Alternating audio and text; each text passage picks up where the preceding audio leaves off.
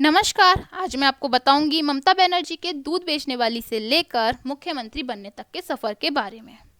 ये तो आप सभी जानते हैं, हाल ही में पश्चिम बंगाल में हुए विधानसभा इलेक्शन में भारी मतों से जीतकर एक बार फिर ममता बनर्जी वहां की मुख्यमंत्री बन गईं।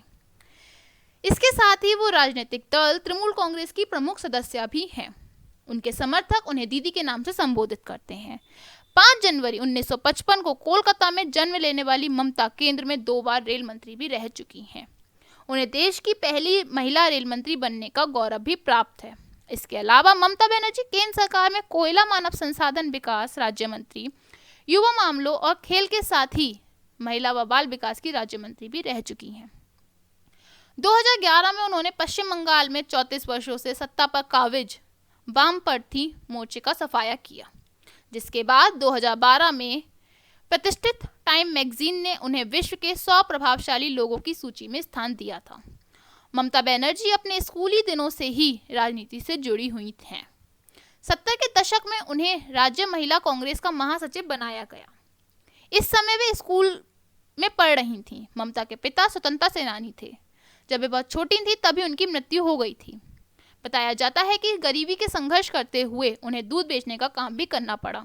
उनके लिए अपने छोटे भाई बहनों के पालन पोषण में अपनी मां की मदद करने का यही अकेला तरीका था। दक्षिण कोलकाता के जोगमाया देवी कॉलेज में ममता बनर्जी ने इतिहास में ऑनर्स की डिग्री हासिल की। इसके बाद में कलकत्ता विश्वविद्यालय से उन्होंने इस्लामिक इतिहास में मास्टर डिग्री ली।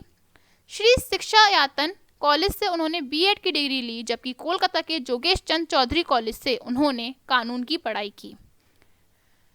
ममता का सक्रिय राजनीतिक सफर 1970 में शुरू हुआ, जब वे कांग्रेस पार्टी की कार्यकर्ता बनी। 1976 से 1980 तक वे महिला कांग्रेस की महासचिव रहीं।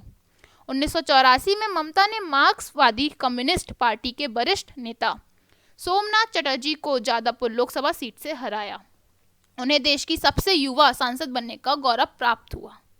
इसके बाद ममता बनर्जी को अखिल भारतीय युवा कांग्रेस का महासचिव बनाया गया, लेकिन 1989 में कांग्रेस विरोधी लहर के कारण जादवपुर लोकसभा सीट पर ममता को मालिनी भट्टाचार्य के खिलाफ हार का स्वाद चखना पड़ा। हालांकि 1991 चुनाव में उन्होंने कोलकाता दक्षिण संसदीय सीट से जीत हासिल की।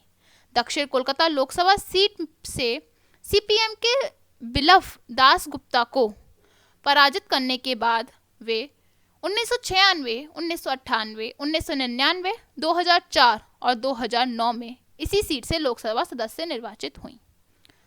नरसिम्हा सरकार से मिला केंद्रीय मंत्रिमंडल साल 1991 में कोलकाता से लोकसभा के लिए चुनी गई। ममता को केंद्रीय मंत्रिमंडल में भी मौका मिला। वे नरसिम्हा राव सरकार में मानव संसाधन विकास, युवा मामलों और महिला एवं बाल विकास विभाग में राज्य मंत्री बनी। वह नरसिम्हा राव सरकार में खेल मंत्री भी बनाई गई। अपने अब तक के राजनीतिक जीवन में ममता ने सादा जीवन और शैली ही अपनाई है। वे हमेशा ही परंपरागत बंगाली सूती साड़ी पहनती हैं। उन्हें कभी कोई आभूषण या श्रृंगार इस्तेमाल करते हुए नहीं देखा गया। यहाँ तक कि वे हमेशा हवाई चप्पल ही पहनती हैं। वे अपने जीवन में अविवाहित रही हैं। उनके कंधे पर आमतौर एक सूती थैला भी नजर आता है, जो आजकल उनकी पहचान बन गया है। वर्ष 1991 में जब नरसिम्हा राव की सरकार बनी थी तो उन्हें मानव संसाधन विकास, युवा मामलों और खेल के साथ ही महिला और बाल विकास राज्य मंत्री भी बनाया गया था। खेल मंत्री के तौर पर उन्होंने देश में खेलों की दशा सुधारने को लेकर सरकार से मतभेद होने पर इस्तीफा देने की घोषणा कर दी थी। इसी वजह से 1993 में उन्हें इस मंत्रालय से छुट्टी दे दी गई। अप्रैल 1996 में उन्होंने कांग्रेस पर बंगाल में सीपीएम की कठपुतली होने का आरोप लगाया और 1997 में कांग्रेस से अलग हो गई। इसके अगले ही साल 1 जनवरी 1998 को उन्होंने अखिल भारतीय तृणमूल कांग्रेस बनाई। वह पार्टी की अध्यक्षा बनी। 1998 के लोकसभा चुनाव में टीएमसी ने 8 सीटों पर कब्जा भी कर लिया। साल 1999 में उनकी पार्टी बीजेपी के नेतृत्व में बनी राष्ट्रीय जनतांत्रिक गठबंधन सरकार का हिस्सा बन गई। उन्हें रेल मंत्री बना दिया गया। 2002 में उन्होंने अपना पहला रेल बजट पेश किया और इसमें बंगाल को सबसे ज्यादा सुविधाएं दी, जिसको लेकर थोड़ा विवाद भी हुआ। अपने पहले रेल बजट में ममता ने कहा कि रेल सुविधाओं से बांग्लादेश और नेपाल को भी जोड़ा जाएगा, लेकिन 2000 में पेट्रोलियम उत्पादों में बढ़ते मूल्य का विरोध करते हुए उन्होंने अपने सहायक अजीत कुमार पांजा के साथ मंत्रिमंडल से इस्तीफा दे दिया। हालांकि बाद में उन्होंने बिना कोई कारण बताए इस्तीफा वापस भी ले लिया। साल 2001 शुरुआत में तहलका खुलासों के बाद ममता ने अपनी पार्टी को एनडीए से अलग कर लिया, लेकिन जनवरी 2004 में वे फिर से सरकार में शामिल हो गईं। 20 मई 2004 को आम चुनावों के बाद पार्टी की ओर से केवल वे ही चुनाव जीत सकीं। अब की बार उन्हें कोयला और खान मंत्री बनाया गया। 20 अक्टूबर 2005 को उन्होंने राज्य की बुद्धदेव भट्टाचार्य सरकार द्वारा औद्योगिक विकास के नाम पर किसानों की उपजाऊ जमीन हासिल किए जाने का विरोध किया। ममता को 2005 में बड़ा राजनीतिक नुकसान उठाना पड़ा। उनकी पार्टी ने कोलकाता नगर निगम से नियंत्रण खो दिया और उनकी मेयर ने अपनी पार्टी छोड़ दी। 2006 में विधानसभा चुनाव में भी तृणमूल कांग्रेस के आधे से अधिक विधायक चुनाव हार गए। नवंबर 2006 में ममता को सिंगूर से टाटा मोटर्स की प्रस्तावित कार परियोजना स्थल पर जाने से जबरन रोका गया। इसके विरोध में उनकी पार्टी ने धरना प्रदर्शन और हड़ताल भी किया। साल 2009 के आम चुनाव से पहले ममता ने फिर एक बार यूपीए से नाता जोड़ लिया। इस गठबंधन को 26 सीटें मिलीं और ममता फिर केंद्रीय मंत्रिमंडल में शामिल हो गईं।